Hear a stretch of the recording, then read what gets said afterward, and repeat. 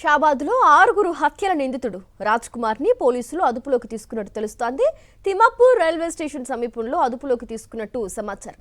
చేగూరు నుంచి లిఫ్ట్ అడిగి Thimmapur railway station వరకు వెళ్లిన నిందితుడు టిఫిన్ ఎక్కడ దొరుకుతుందని ఓ కానిస్టేబుల్ను అడిగాడు. దీంతో కానిస్టేబుల్కు అనుమానం రాగానే నిందితుడు పారిపోయేందుకు ప్రయత్నించినట్టుగా తెలుస్తోంది. రాజ్ కుమార్ను వెంబడించి పట్టుకున్నట్టు సమాచారం. అంశానికి సంబంధించి పూర్తి డీటెయిల్స్ అందించేందుకు మా కరెస్పాండెంట్ విక్రమ్ లైవ్ ద్వారా జాయిన్ అవుతున్నారు. విక్రమ్, చెప్పండి, పోలీసులు ఏ విధంగా రాజ్ కుమార్ ని పట్టుకున్నారు? అసలు ఇన్ని రోజులు కూడా ఎలా ఈ ప్లాన్ చేశారు హత్య చేయడానికి? ఎప్పుడైతే ఘటన జరిగిందో అప్పటి నుంచి విక్రమ్ రాజ్ కుమార్ ఎక్కడ ఉంటున్నాడు, అసలు హత్యకి ఎలా ప్లాన్ చేశాడు, వాళ్ళ సొంత కుటుంబ సభ్యుల్ని చంపడానికి ఎందుకు ఆయనకు ఆలోచన వచ్చింది అనే డీటెయిల్స్ ఇప్పుడు విక్రమ్ చెప్పండి.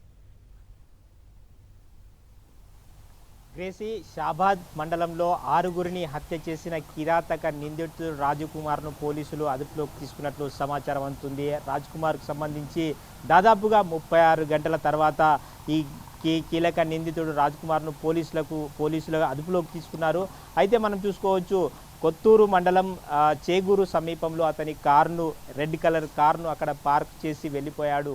ఆ తర్వాత మనం చూసుకోవచ్చు, తిమ్మాపూర్ రైల్వే స్టేషన్ వరకు లిఫ్ట్ అడిగి వెళ్ళిపోయినట్టు తెలుస్తుంది. అక్కడి నుంచి దాదాపుగా ఒక 36 గంటల పాటు ఏం చేశాడు అన్నది కొంత సందిగ్ధంగా ఉంది. ఆ తర్వాత ఎస్ఓటీ పోలీసులు నిన్నటి నుంచి కూడా 4 బృందాలుగా విడిపోయి 4 రాష్ట్రాల్లో గాలింపు చర్యలు చేపడుతున్నారు.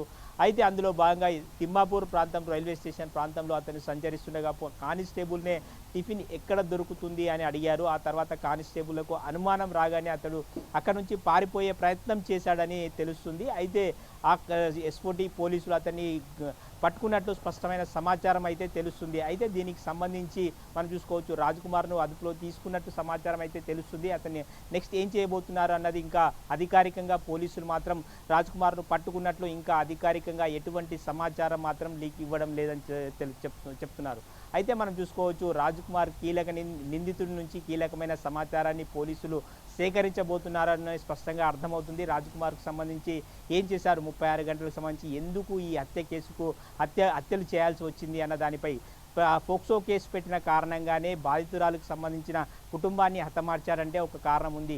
ఆ తర్వాత సొంత భార్య బిడ్డలను ఎందుకు హతమార్చారు, అతని మోటివ్ ఏంటి అన్న వివరాలను కూడా పోలీసులు రాజ్కుమార్ నుంచి తెలుసుకునే అవకాశం ఉంది. రాజ్కుమార్ ఇంతకీ పోలీసుల అదుపులో ఉన్నారని అయితే సమాచారం అందుతుంది. అయితే పోలీసుల మాత్రం ఇంకా అధికారికంగా మాత్రం ఎటువంటి సమాచారం అయితే ఇవ్వలేదు. దీనికి సంబంధించి ఏ విధంగా ముందుకు వెళ్తారు, రాజ్కుమార్కు సంబంధించి ఈ కేసులో పోలీసులు ఏ విధంగా ముందుకు వెళ్తారు? ఇప్పటికే 4 బృందాలు గాలింపు చర్యల్లో భాగంగానే ఇక్కడ కొత్తూరు తిమ్మాపూర్ రైల్వే స్టేషన్ సమీపంలో అతన్ని అదుపులోకి తీసుకున్నట్లయితే పోలీసులు చెప్తున్నారు. గ్రేసి, అయితే విక్రమ్, పోలీస్నే టిఫిన్ ఎక్కడ దొరుకుతుంది అని అడగడం ఏంటి విక్రమ్? ఎందుకంటే అతను చేసింది 1 హత్య 2 హత్యలు కాదు, ఏకంగా 6గురిని హతమార్చాడు. అతను పోక్సో కేసు పెట్టారు అన్న కక్షతో, అది కూడా అందులో సొంత కుటుంబం కూడా ఉంది.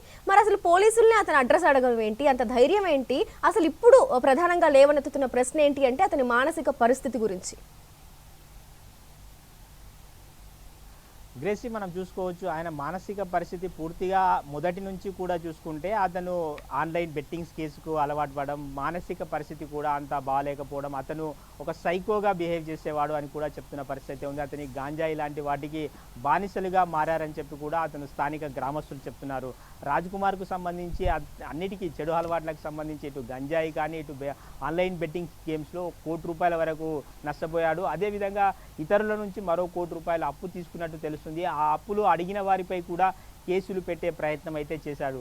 అయితే ఈ కేసుకు సంబంధించి మనం చూసుకోవచ్చు, రాజ్కుమార్కు సంబంధించి కొంత మానసిక స్థితి బాగాలేదు అని చెప్పి గ్రామస్తులు అయితే చెప్తున్నారు. అదేవిధంగా సొంత భార్యను కూడా చాలా వేధింపులకు గురి చేసేవాడని చెప్తున్నారు. ఈ నేపథ్యంలో పోలీసులు అతన్ని తిమ్మాపూర్ రైల్వే స్టేషన్ సమీపంలో పోలీసులు పట్టుకున్నట్లయితే సమాచారం అందుతుంది. అయితే ఆ తర్వాత పోలీసులు ఏం చేయబోతున్నారు అన్నది ఇప్పుడు ఆసక్తికరంగా మారింది. Gracy, right, thank you Vikram. మరిన్ని అప్డేట్స్ కోసం ఛానల్ను సబ్స్క్రైబ్ చేయండి. నోటిఫికేషన్స్ కోసం బెల్ ఐకాన్ పై క్లిక్ చేయండి.